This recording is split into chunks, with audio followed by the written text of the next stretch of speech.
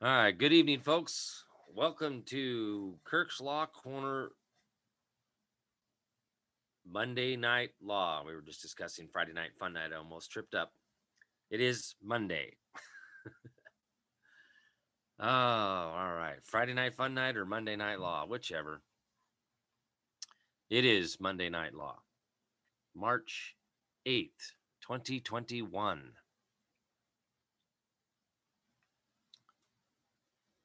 Wait for the people to get connected here.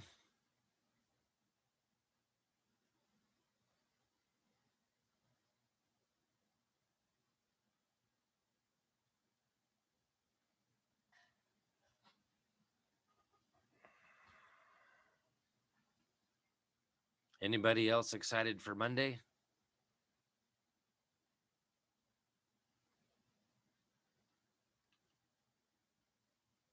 Just another day, right? We had crummy weather, of course, this weekend here in Idaho. Raining on Saturday and now raining again today. But that's time of the year, right? Get ready to go into spring.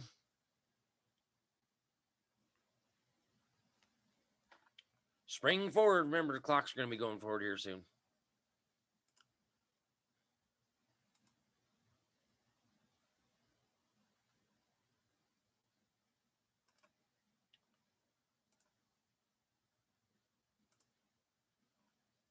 Right? Monday is a gift, of course.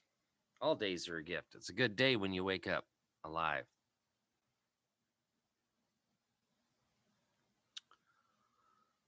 So I want to thank everybody for being here, wanting to learn, because knowledge is power, right? And that's the whole point behind all of this is to get educated, get that knowledge. If we don't have this knowledge, we don't have any power.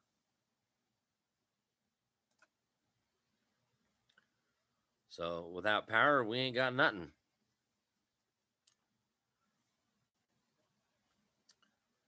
So I want to thank all of the supporters and everybody on the team and everyone behind the scenes here. Greatly appreciate you folks.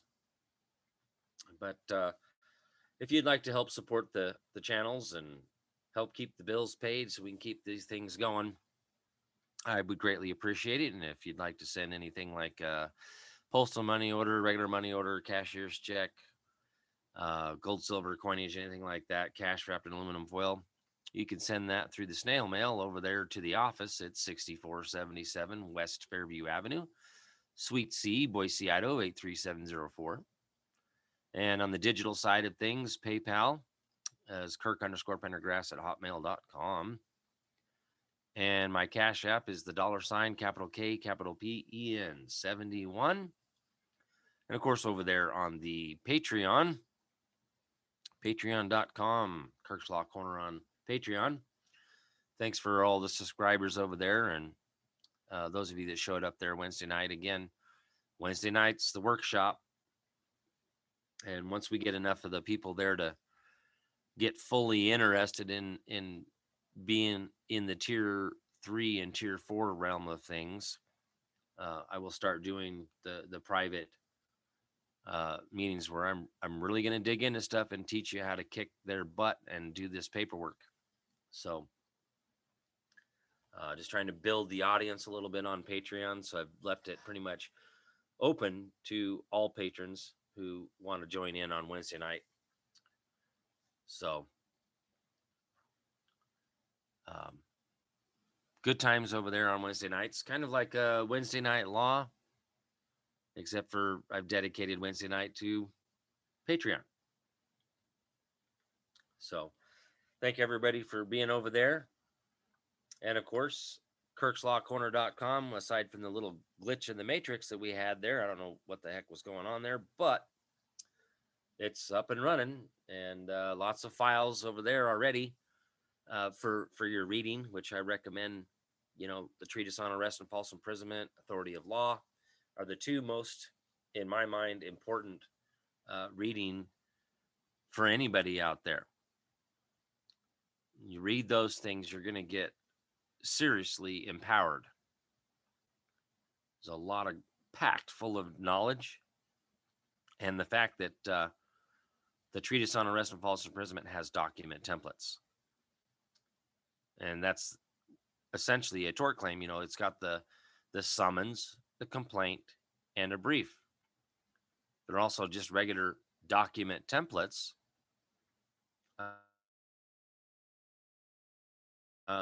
Even the criminal complaint form A091, that's in the form of a complaint. Instead of calling it a complaint, it's a criminal complaint. So, and we just had somebody of course, in the private side, right? This is a family law case type thing. So, file a criminal complaint. And of course, she got the runaround a little bit. But, we got it put together there. And one of the team members is helping her, and he's doing a great job. And they took it down to the courthouse and kind of got the runaround a little bit. But then they took the paperwork. And this is, technically speaking, a suit between a man and a man, or a man and a woman on this end of things. This isn't a public servant or anything. But, they played the game of, oh, well, that's family, that's civil, blah, blah, blah, blah. Well, I went and looked up in the Idaho Code for the penal law and gave her the citation. So the next time she called him, she said, no, actually, Title 18, blah, blah, blah, blah, says that's a felony. Title 18, blah, blah, blah, says that's a misdemeanor. This is criminal in nature. Oh, then things changed, and somebody made a quick phone call after that phone call, and then all of a sudden it was a change of tune on the other end, real quick, but it's too late. You already trespassed the law, dude. You already violated rights. You already violated the contract.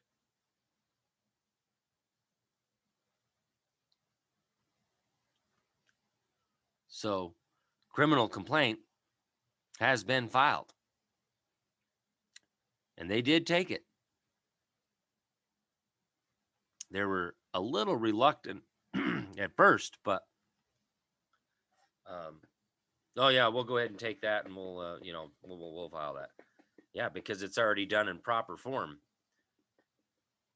Except for, oh, well, you might need to have an affidavit. Well, if you actually know the proper form of a complaint and not looking at the ones that the government public servants file. Yeah. And I'm not talking about Title 42, 1983. No. This is an all-out criminal complaint. So, people need to start learning how to do this on their own, right? Because these public servants are not going to do this for us.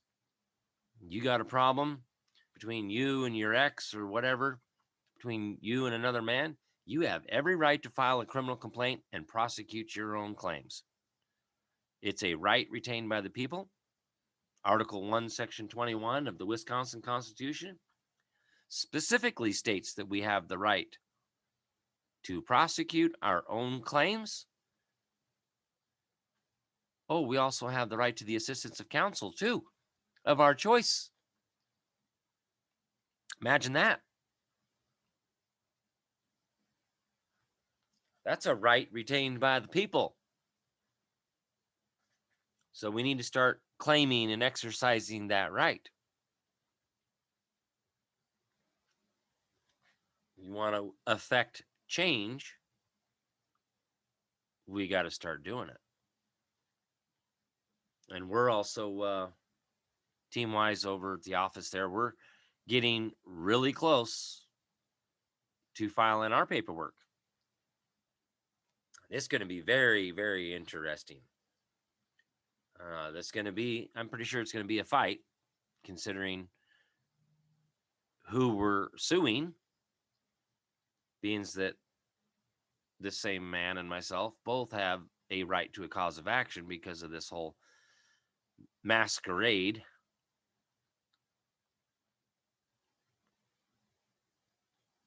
So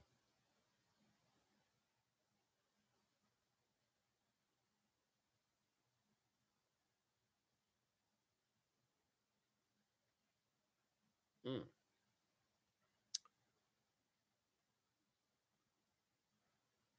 Oh, Rick over here on Facebook, we can connect, get you reconnected over there. You'll just need your username and login if you can remember that for Patreon. But it's patreon.com/Kirk's Law Corner. And then you should be able to log in from there if you can remember your login. I know you can possibly do like a forgot your password and do a password reset if that's the case. But with no further ado, let's jump into what I got planned for tonight. Just a little bit from leaving off at the commentaries on the Constitution by Joseph Story. I jumped to this section right here because I really want to hammer this home. And then I'll jump back to kind of where we left off interpreting the Constitution. So the next clause is, no title of nobility shall be granted by the United States, and no person holding any office of profit or trust under them shall, without the consent of Congress, accept any present, emolument, officer, title of any kind whatever, from any king, prince, or foreign state.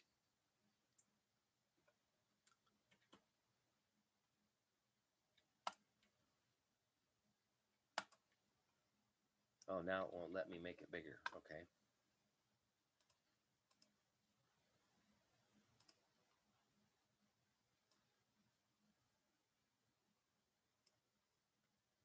Let's make it big so everybody can see that.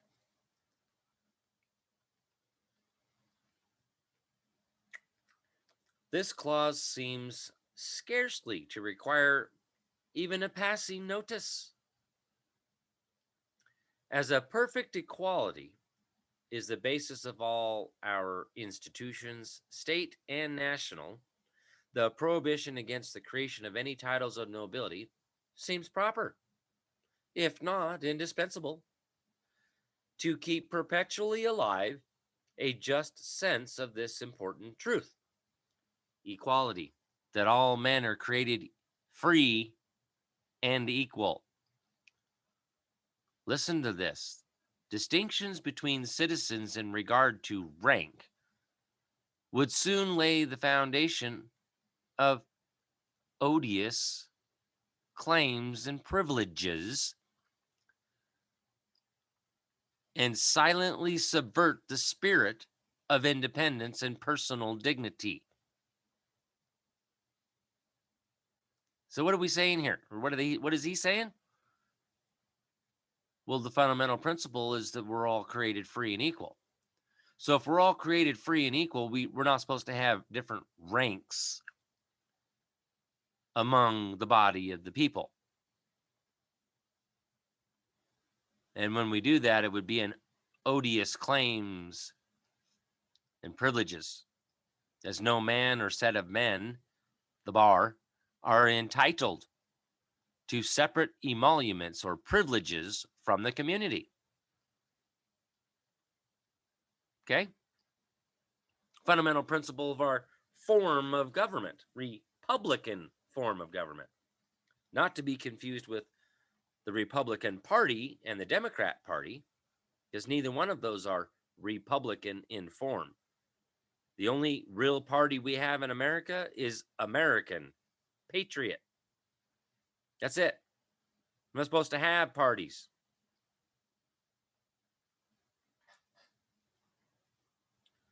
Distinctions between citizens in regard to rank. will they vanish odious claims and as independence of personal dignity, which are so often proclaimed to be the best security of a Republican government.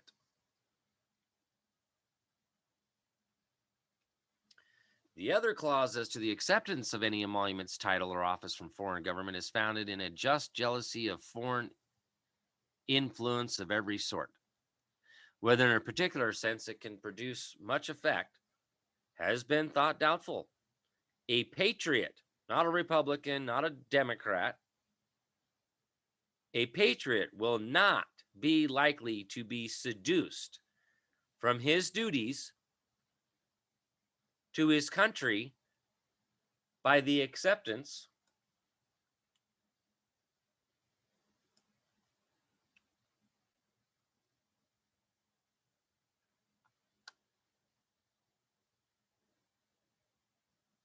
of any title or present from a foreign power.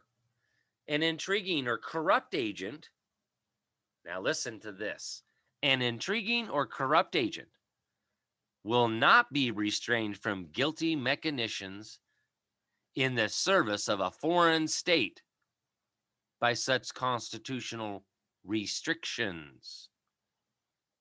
Remember, we're talking about constitutional limitations, restrictions. The Congress shall not create any titles of nobility from any foreign power.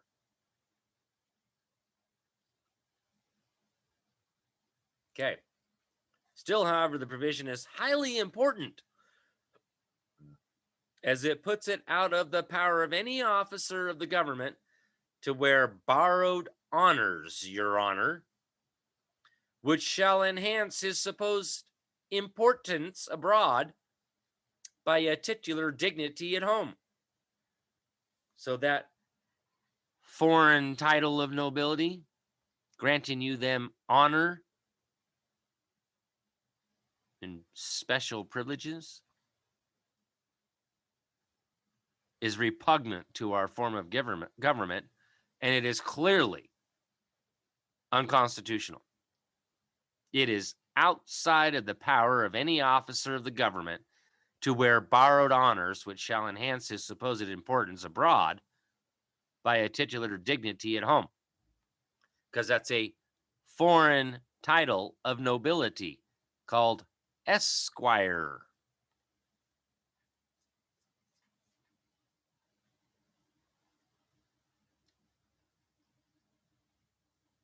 Uh-oh. What did I do? Oh, that's it. All right, so now remember what we're talking about right here. So I'm going to go back to that other spot where we kind of left off.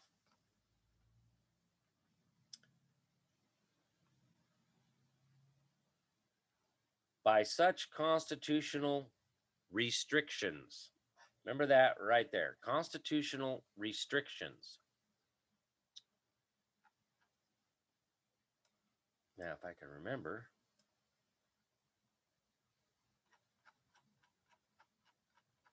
I wish I'd have remembered the page number. I'm going to have to go back up and reread.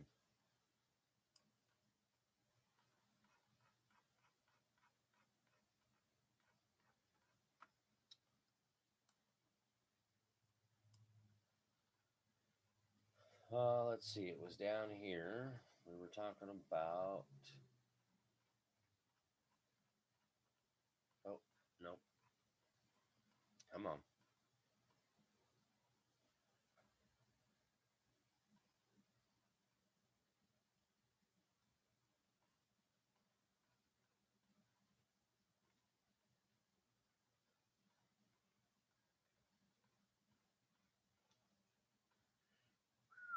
Come on.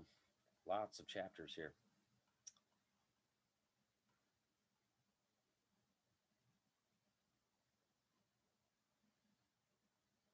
Right here. Rules of interpretation of the Constitution, page 134 to 162.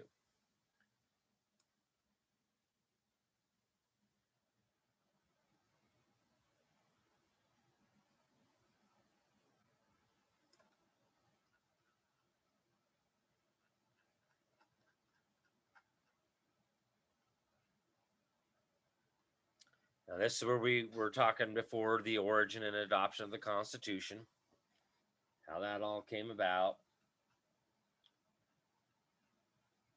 We're at 107.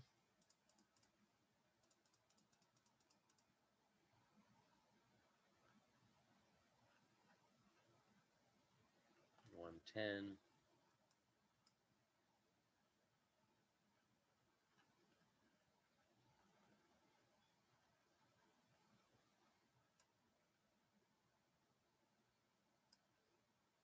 There we go.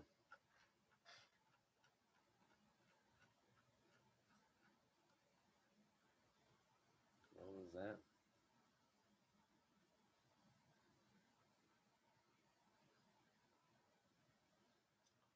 This it?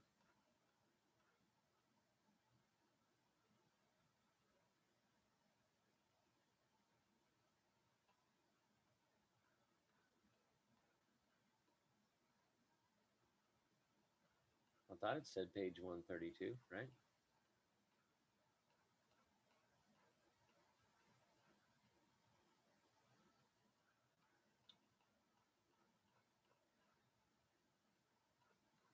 Come on.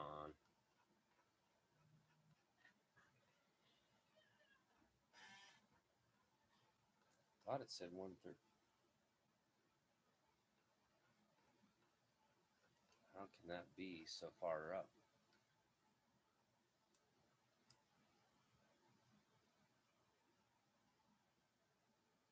No, now I'm way too far.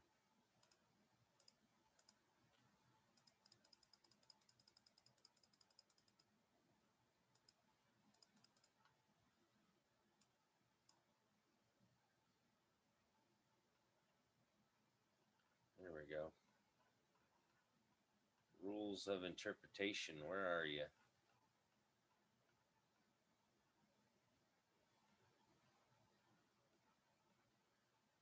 All right. Here we go. Rules of interpretation. Let's see, does that still stay aligned? Yep, perfect.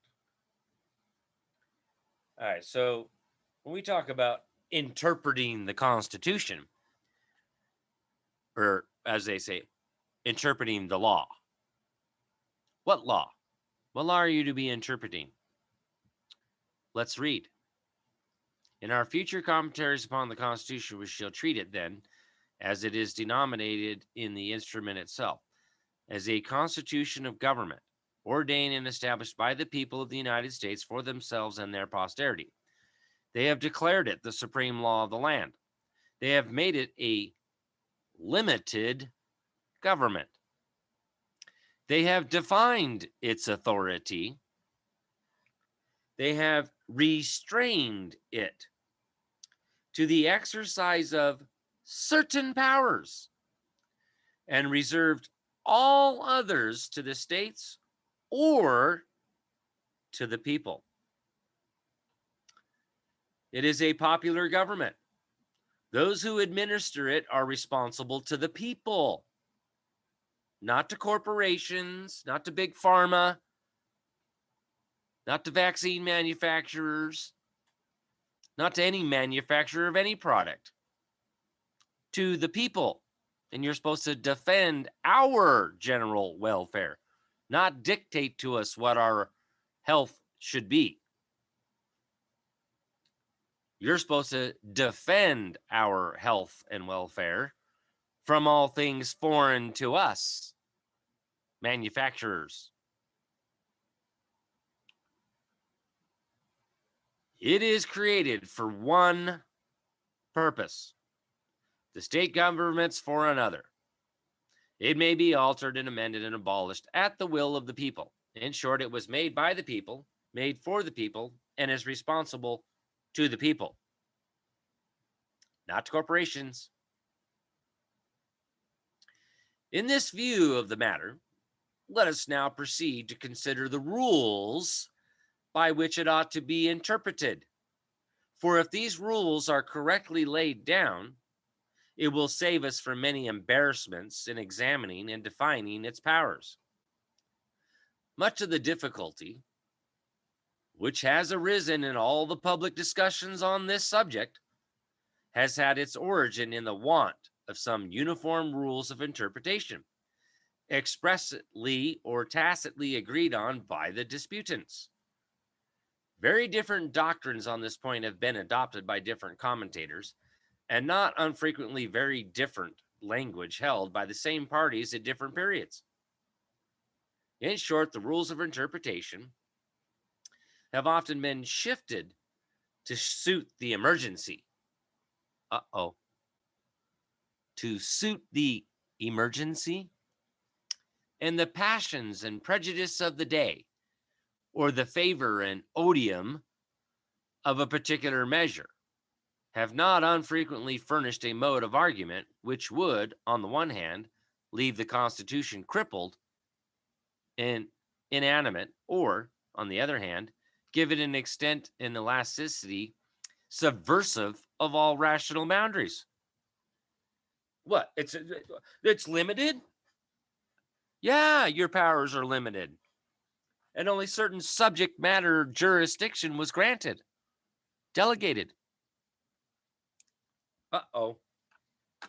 Let us then endeavor to ascertain what are the true rules of interpretation applicable to the Constitution, so that we may have some fixed standard by which to measure its powers and limit its prohibitions and guard its obligations and enforce its securities of our rights and liberties.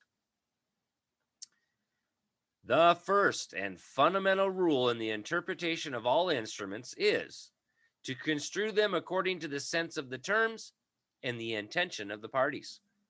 Okay. This is a fundamental rule of interpreting the instrument itself, that we must construe them according to the sense of the terms and the intention. What was the intention? To secure our rights, our blessings of liberty from infringement by government. Hello, revolution. Remember history here? What was the intent of creating our form of government? What was the intent of laying down the law of this nation called America prior to instituting government? Oh, right.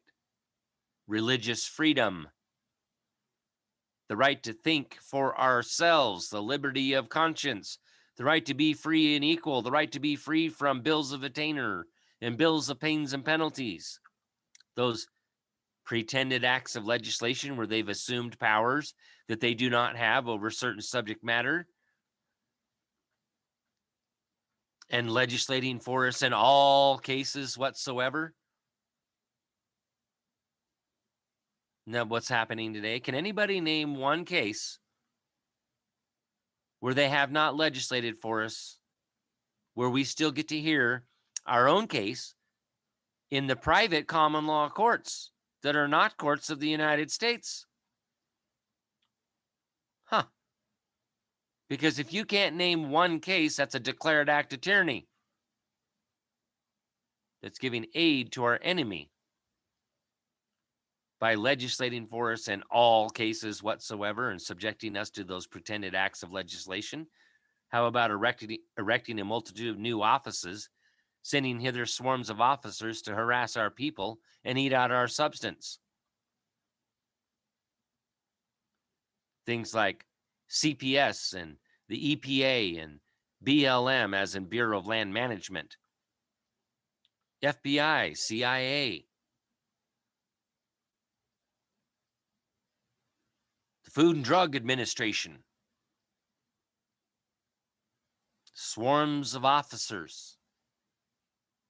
They have created new offices outside of our form of government. Those don't exist in our form of government. We limited any kind of officer to be in the military, whether state or federal. And remember, a militia is necessary for the security of a free state. The right of the people to keep and bear arms shall not be infringed, because the people are the militia. And from the pool of the people, from the militia, which is every able-bodied male between the age of 18 and 64, we are automatically in the unorganized by government militia. We have a duty here to defend, right? Because that's what I've showed in several different 1776 era, 1777, somewhere in there, constitutions that I showed there on Friday. Georgia, Pennsylvania, Delaware, that the right of the people to keep and bear arms is in defense of ourselves and our state of being free and equal. Whoops, I guess we forgot.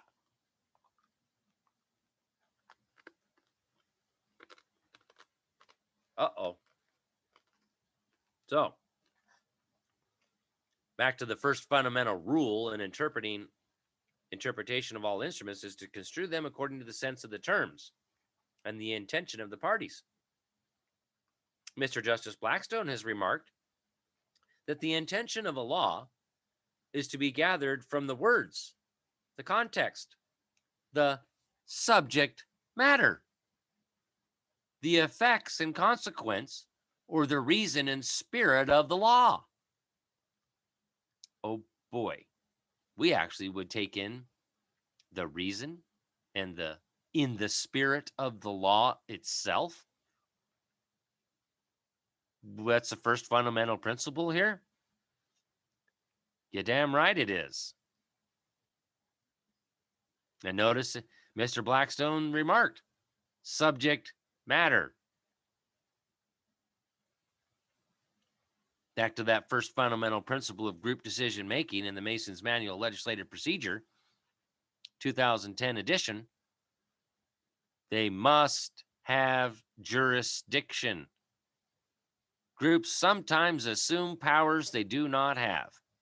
So knowing this fundamental principle of group decision making, that sometimes groups assume powers they don't have, we're supposed to be providing oversight of that. We're supposed to be remonstrating and tell them, hey, you don't have the power to make that legislation. Or a petition.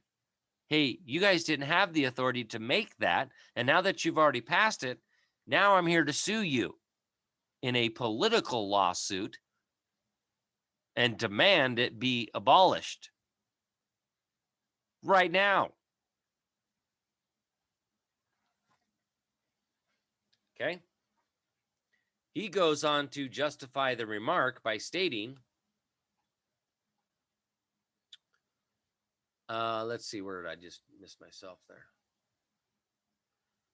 Remark by stating that words are generally to be understood in their usual and most known signification, not so much regarding the propriety of grammar as their general and popular use.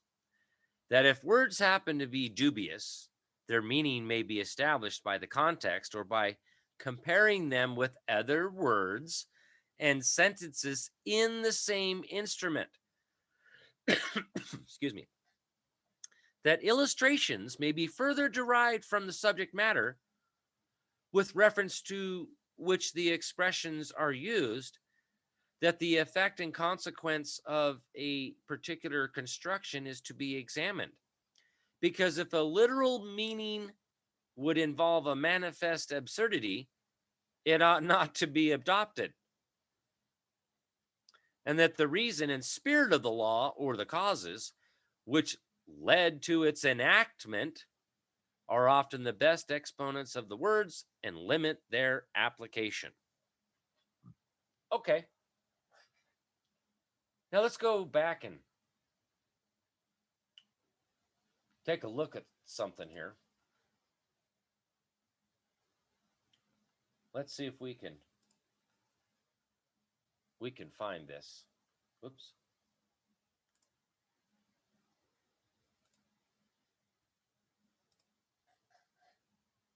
All right. This is a perfect example of that first fundamental principle and talking about not misconstruing the word, essentially. Right here. Constitution, North Carolina, December 18th, 1776. That all political power is vested in and derived from the people only. Okay? Power, political, vested in the people only. That the people of the state ought to have the sole and exclusive right of regulating the internal government and policy thereof. Because let's, right here, as it was laid down before instituting government. A prerequisite it is this is a right retained by the people, a power retained by the people. So, like it says in the 10th article or 10th Amendment, that the power is not delegated here, no prohibited to it, are reserved to the states respectively or to the people. Clearly, we can see that this power is retained by the people, not the states, and definitely not federal. Okay? And again, 1776, we're saying the word is policy, because in the spirit of what's being said here is regulating the internal government and the policy thereof, because we wouldn't say police thereof, internal police. No. This isn't the only one, remember?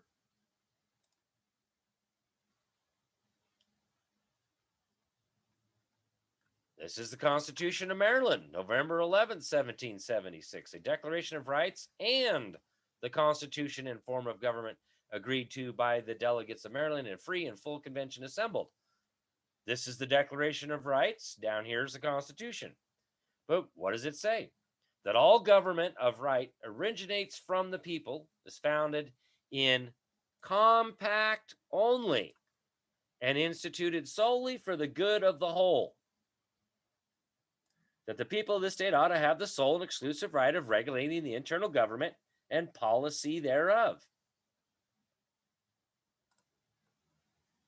Because I'm going back to this again. Etymology, the origin of the word. In the 1530s, the regulation and control of a community, or which would be what? The public servants, the internal regulation of government.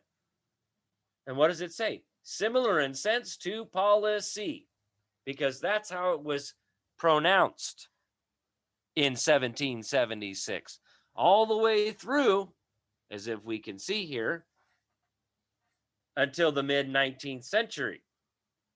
And in 1716, we talk about this, but where it really gets into it, and it exposes them, right?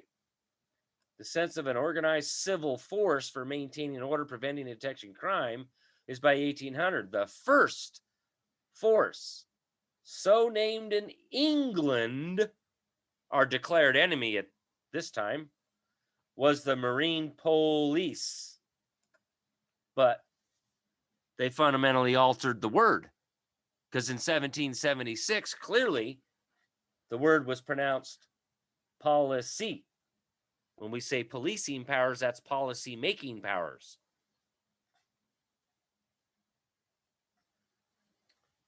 Because that's what it says in 1776.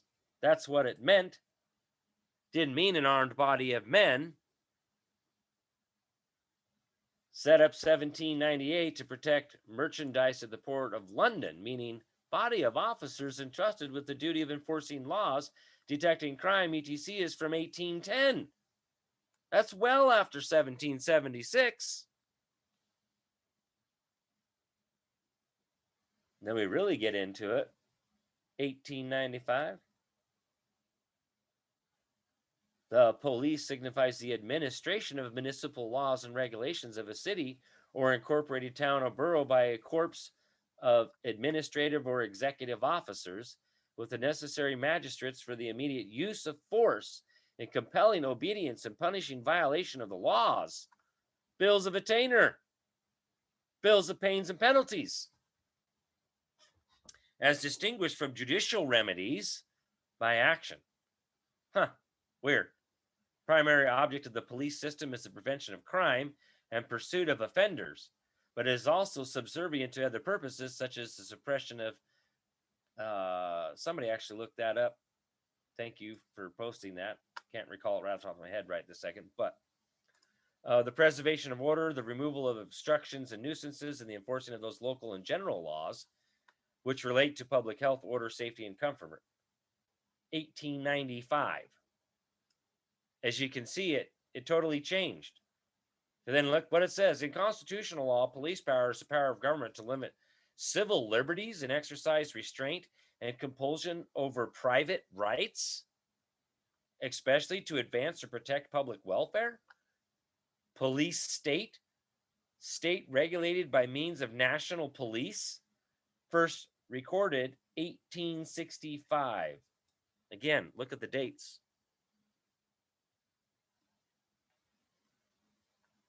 But in 1776, its policy thereof, internal policy thereof, internal policy thereof. That would be fundamentally altering our form of government, wouldn't it?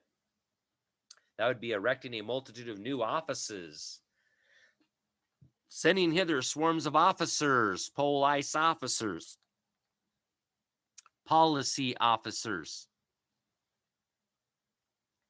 Well, we make law. No. Yes and no. That's one of those a lie is still a lie by omission. What kind of law do you make? Contract law.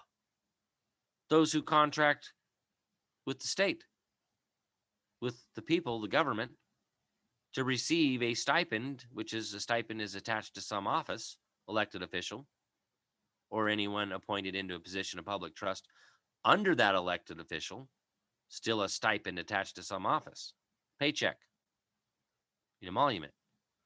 Then you have subsidies. They've been subsidized by taxpayer dollars. Well, in order to receive that subsidy, they got to enter into a contract.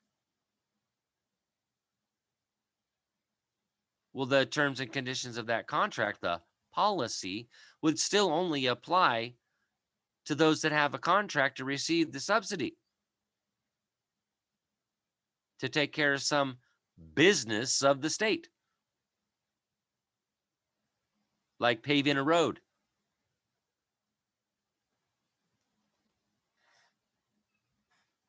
Okay, just saying, showing it. Here it is. But this goes right back to what I was just showing and reading from the commentaries on the Constitution. Them fundamental principles, where the words are plain and clear, and the sense distinct and perfect arising on them, there is generally no necessity to have recourse to other means of interpretation. In 1776, it was never meant to be police. Policy. I mean, look exactly how it's pronounced or written phonetically. Hooked on phonics here. It's a 3-syllable word, not a 2. Because if we tried to pronounce it as a 2-syllable word, we would get police. Again, like head lice. We don't say head lease, so it can't be police when it's clearly spelt lice. Police. We don't run around saying police. Or pole ice. The only 2 ways to pronounce that if it was a 2-syllable word. Pole ice, like polar ice caps. Ice. Still wouldn't say east. Break out some of them ice cubes out of the freezer. Now, ice or lice. But it's not pronounced that way. It's a 3-syllable word. Policy. And the only lawful elected officials are appointed into a position of public trust that have arms is either the military or the sheriff and the coroner. Right?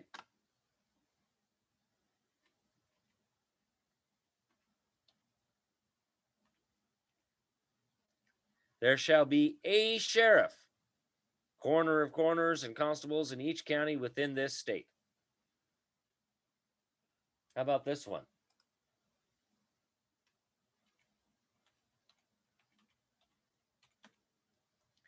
That the sheriff of each county, or in the case of sickness, his deputy, summoning 2 justices of the county who are required to attend preservation of the peace. Like a peace officer? Is that what we're talking about here?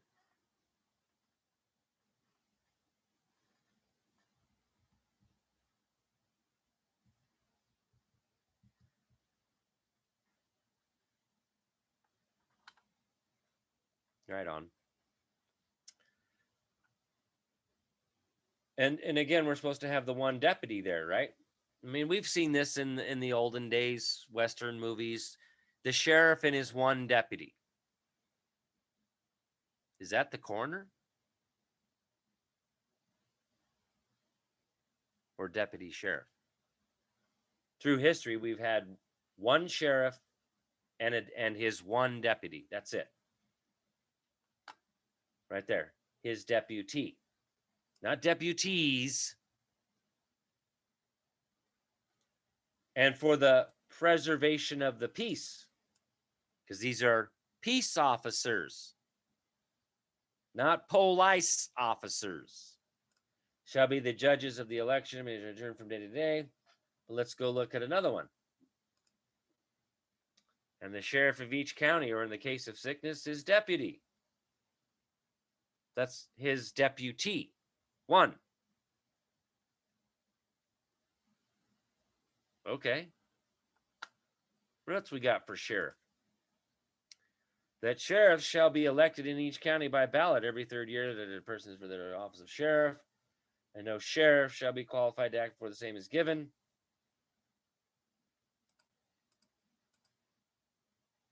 Office of sheriff of county, but in the habit of said county above age 21. For the office of sheriff, the sheriff shall.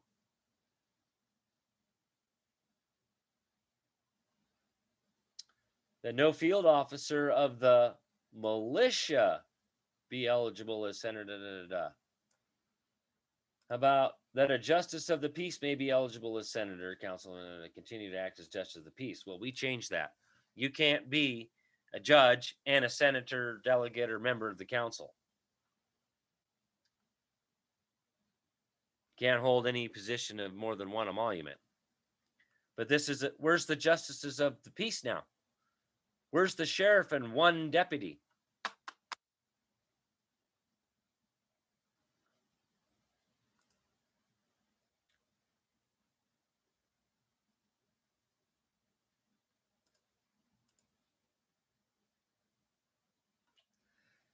That if any governor, chancellor, judge, register of wills, attorney general, register of the land office, register of chancery, recorder, the clerk of the common law, or any clerk of the common law courts. Whoops. Where are our common law courts? They were clearly there in 1776. Treasurer, naval officer, sheriff, survivor, auditor of public accounts shall receive directly or indirectly any time the profits or any part of the profits of any office held by any other person during his acting in the office which he is appointed.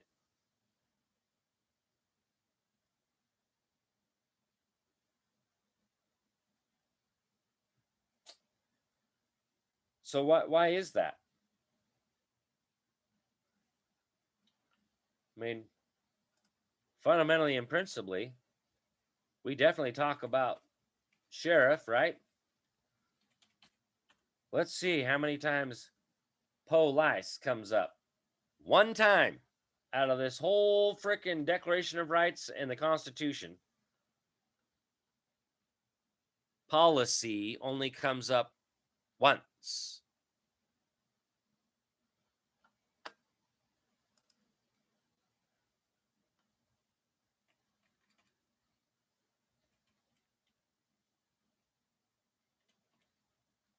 Oops, I spelled that wrong.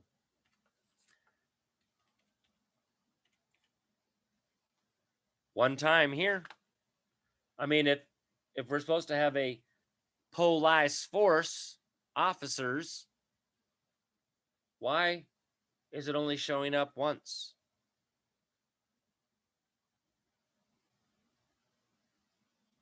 Because right here, that no man or set of men are entitled to exclusive or separate emoluments or privileges from the community, but in consideration of public services.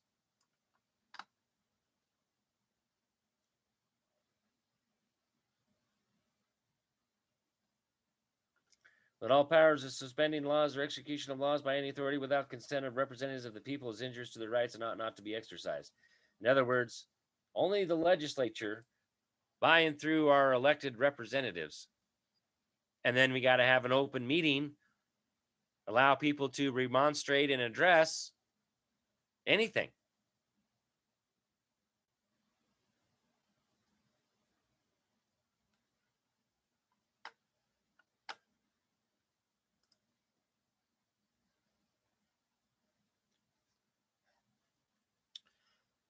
Or how about this? Are often the best exponents of the words and limit their application.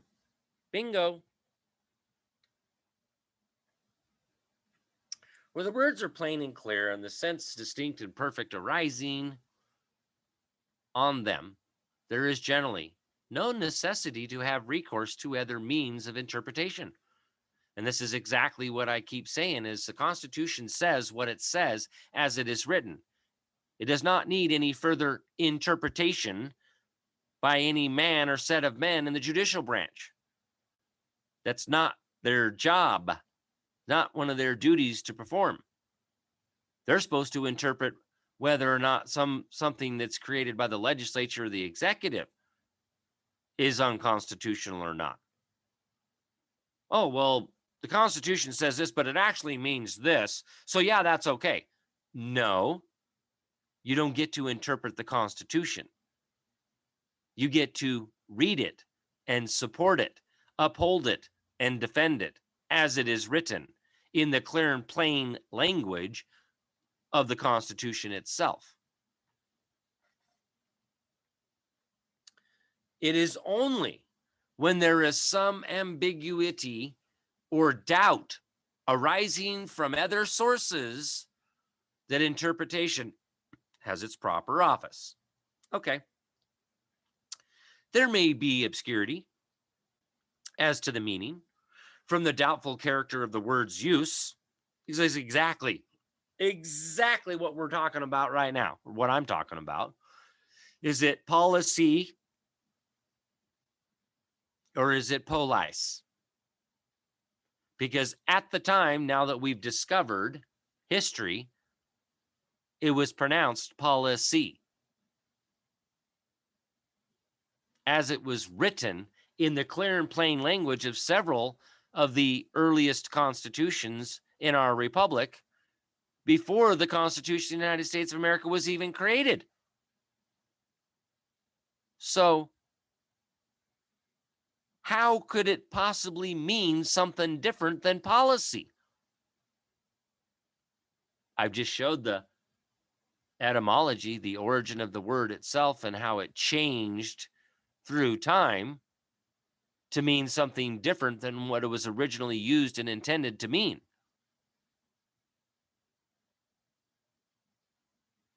So this is why we have to go to them other sources. When was it first used and what did it mean back then? And at what time period are we talking about?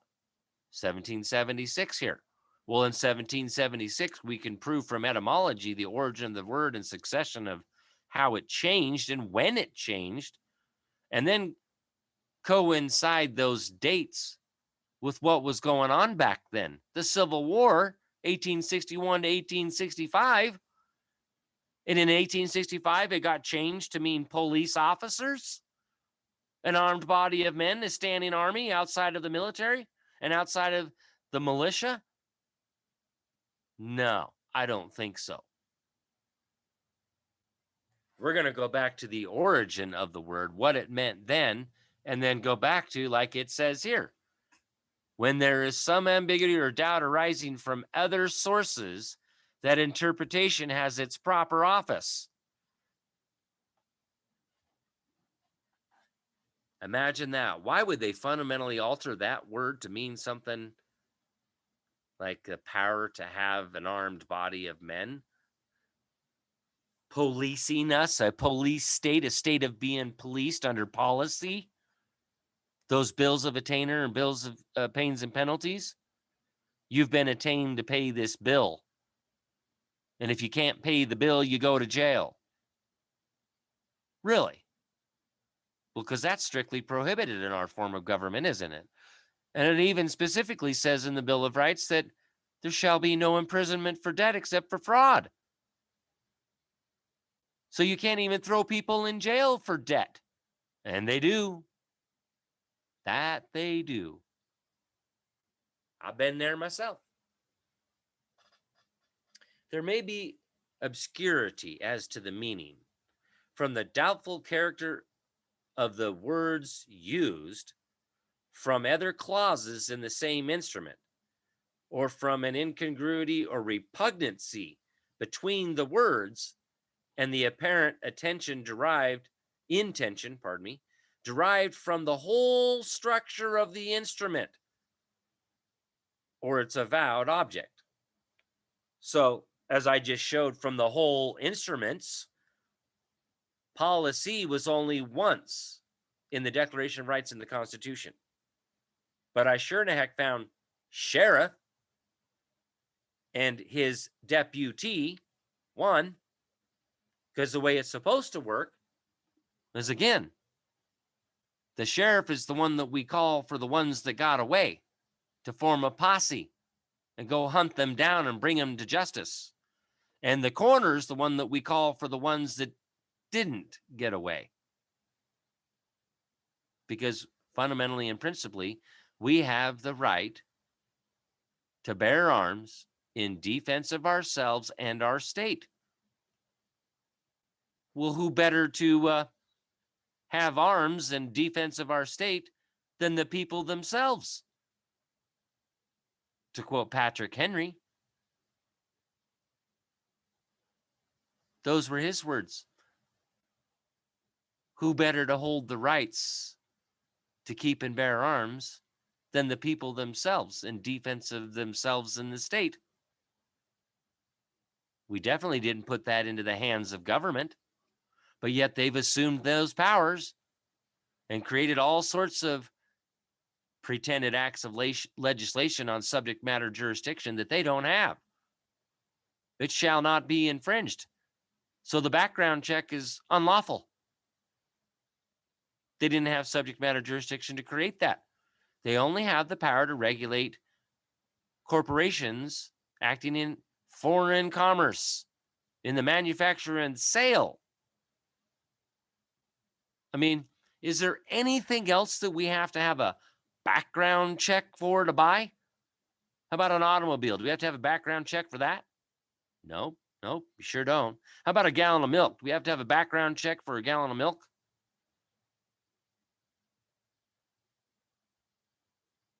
Now, a bow and arrow, we don't have to have a background check for that.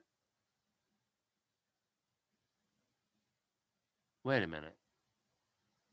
Well, that's a weapon. That's an arms of sort.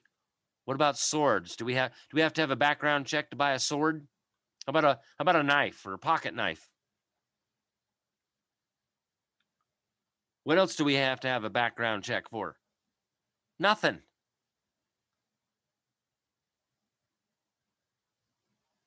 Oh, wait, if you want to rent a house, but that's not really a background check, is it? It's just a credit check, right?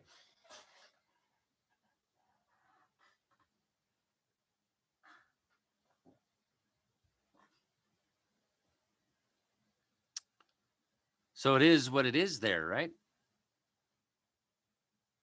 It's fraud.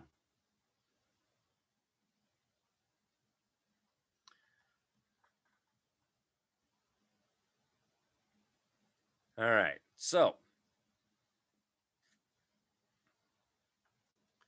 and there's definitely some repugnancy between 1776 policy and 1865 and forward police.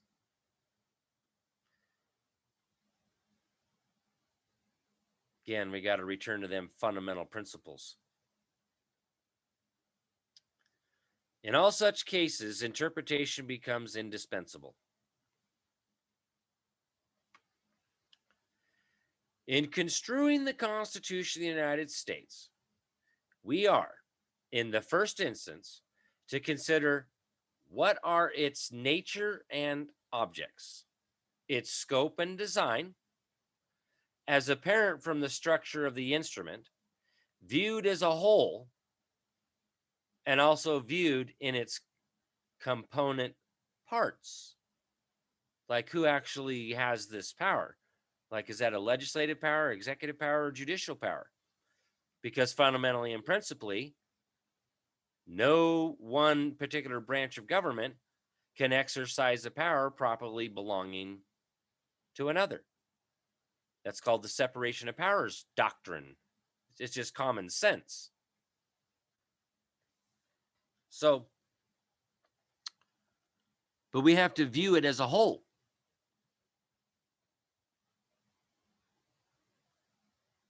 And also viewed in its component parts. Where did we delegate the power, subject matter jurisdiction, to Congress? When I've showed Federalist 45, eventually we can go down to through this commentaries on the Constitution, the powers delegated. Nowhere in there does it talk about subject matter jurisdiction over our rights to keep and bear arms, because that comes from the law, the common law. Natural rights and civil rights have absolutely nothing to do with the establishment, support, or management of government. That's not what we instituted government for. Whoops. Fundamentally and principally, in the spirit of creating government, in the spirit of the law that was laid down, ordained, and established, we never gave them subject matter jurisdiction over our rights at all. That's none of their business. None of those powers were delegated.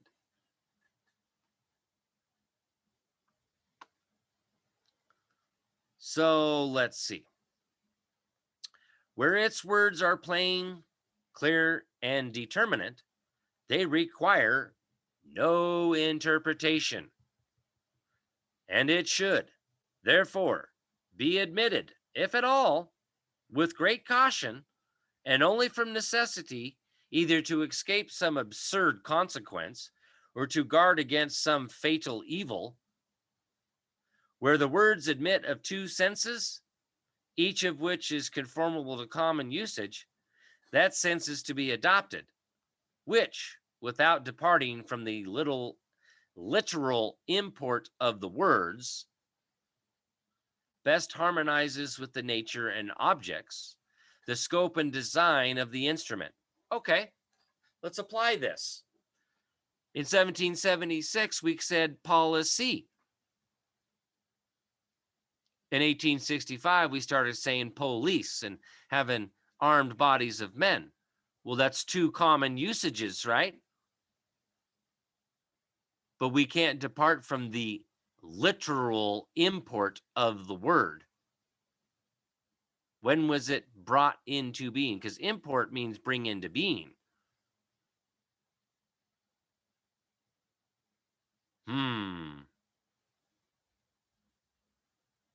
So we have a conflict of definitions.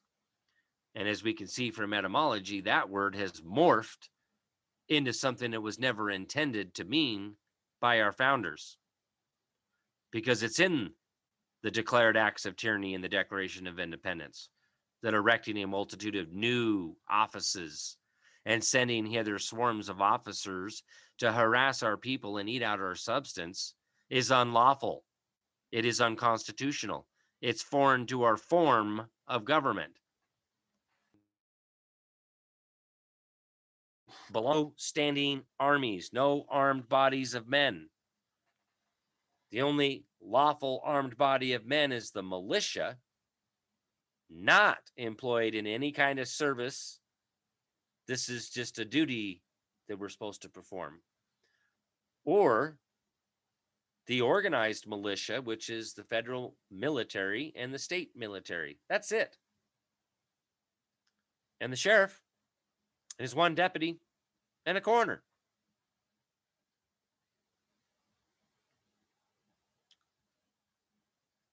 So, where the words are unambiguous, but the provision may cover more or less ground according to the intention, which is yet subject to conjecture, or where it may include in its general terms more or less, then might seem dictated by the general design, as that may be gathered from other parts of the instrument. There is much more room for controversy, and the argument from inconvenience will probably have different influences upon different minds. Whenever such questions arise, they will probably be settled, each upon its own particular or peculiar grounds. And whenever it is a question of power, it should be approached with infinite caution and affirmed only upon the most persuasive reasons. In examining the Constitution, the antecedent situation of the country and its institutions, the existence of operations of state governments, the powers and operations of the Confederation, in short, all the circumstances which had a tendency to produce or to obstruct its formation and ratification deserve a careful attention. And that's exactly what I'm doing right here tonight, is a very careful attention to the formation and ratification of the Constitution at the time, given the powers and operations of the Confederation and the existence and operation of state governments at the time in 1776 that are antecedent, which means came before. What was the situation that we were in back then? Revolution, upheaval, overthrow. We're tired of your crap. England, Great Britain, to be more precise with the proper words of the Lee's resolutions.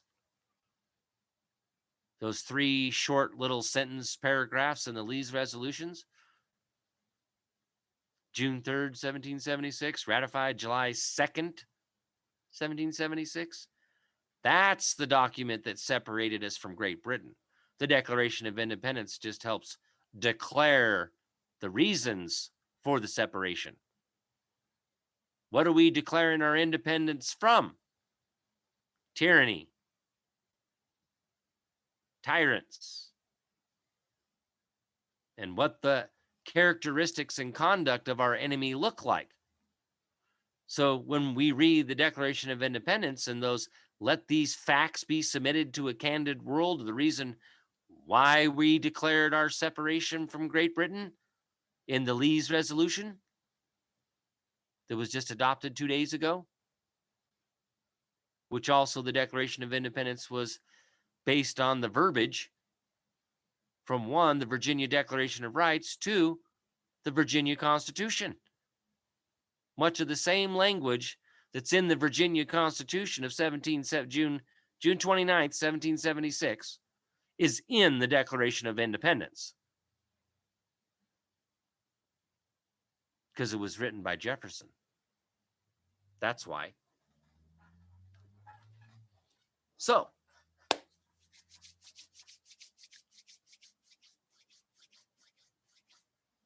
right?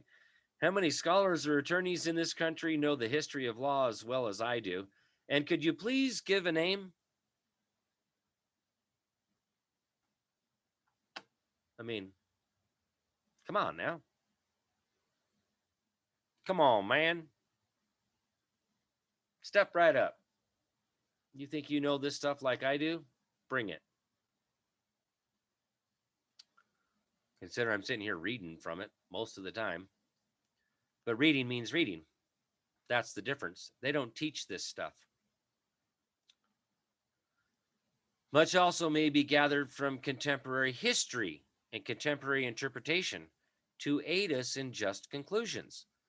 So even the Supreme Court has said many of times that the Federalist Papers are a source of the true meaning behind the words of the Constitution.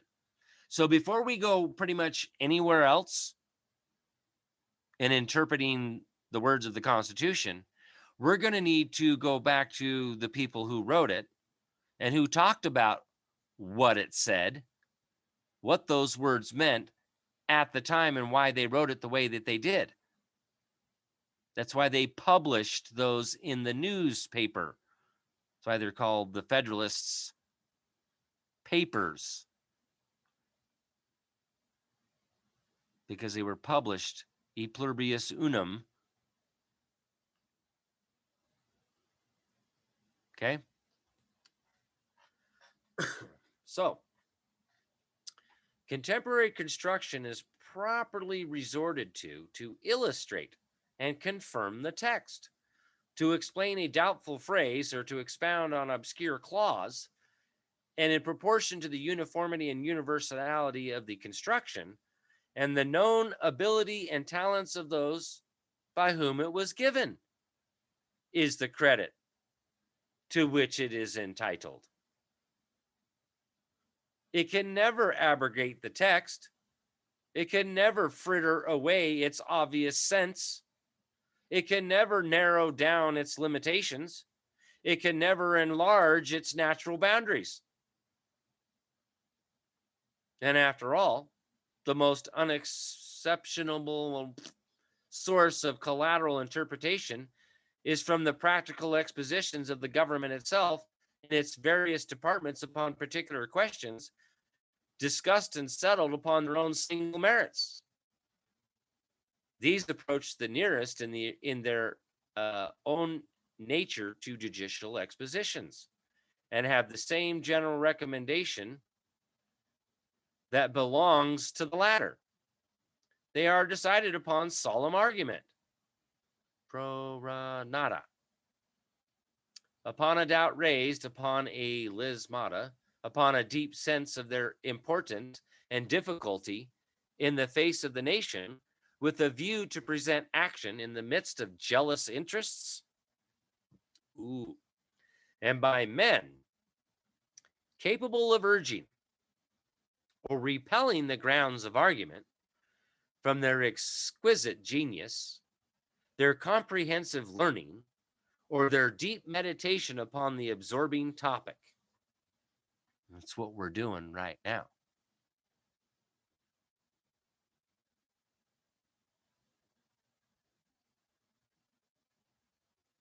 And I'm formulating how to repel their grounds of their argument that we need a police force